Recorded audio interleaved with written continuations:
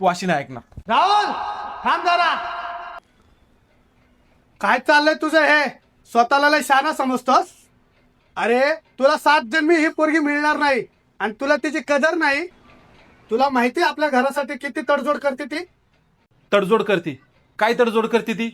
सकाळी 2 भांडे घासले, जेवण बनवलं, 2 कपडे धुतले, त्याच्यानंतर दिवसभर तर झोपूनच असते ना, आरामच करते ना ती. काय तडजोड करते? सुनबाई जरा इकडे फिर तू. हे बघ, ती दिवसभर पेन लावून फिरते, पण तिने तुझ्याकडे कधी ड्रेस मागितला? अरे आजकालच्या मुली 10-10 हजार रुपये घेऊन शॉपिंग करतात, पण तिने तुझ्याकडे कधी मागितले का? हा, अरे तुला असली मुलगी देवासारखी मिळाली आहे. तू 2 महिन्याआधी तिला जे पैसे दिले होते ना, त्या पैशाचे तिने काय केलं तुला माहिती का? त्या पैशाचा तिने ड्रेस नाही घेतला. तुझा बूट फाटलाय म्हणून तिने तुझ्यासाठी नवीन बूट घेतलाय आणि तेच तू रुबाबानी घालून फिरतोयस. अरे तुटलेली चप्पल ती परत शिवून घालते रे, आणि अजून काय तडजोड केलं पाहिजे तिने? आणि तू जरा पुरुषासारखा वाग.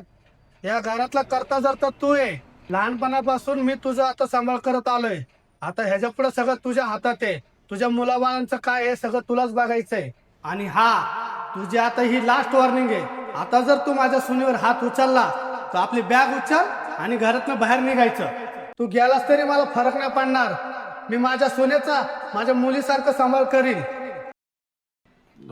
सॉरी पप्पा, मला माहित नव्हतं ही एवढी घरासाठी आपल्या तडजोड करते म्हणून. ऑफिसमध्ये एवढं काम असतं अहो की बॉस लय ओरडतात, आणि मग घरी आल्यावरती जेवण नाही भेटलं की मला राग येतो. बॉस जसं माझ्यावरती ओरडतात ना, तसं मग मी हिच्यावरती येऊन ओरडतो. पण मला नव्हतं माहिती की ही एवढं माझ्या संसारासाठी करते म्हणून. मी ह्याच्या पुढं कधीच तिच्यावरती हात पण उचलणार नाही आणि तिला कधी वाईट पण बोलणार नाही.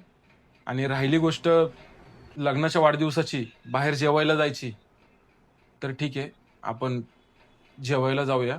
आणि सॉरी पप्पा, मला माफ कर. ठीक आहे. जा, तू आवरून ये, आपण जाऊया जेवायला.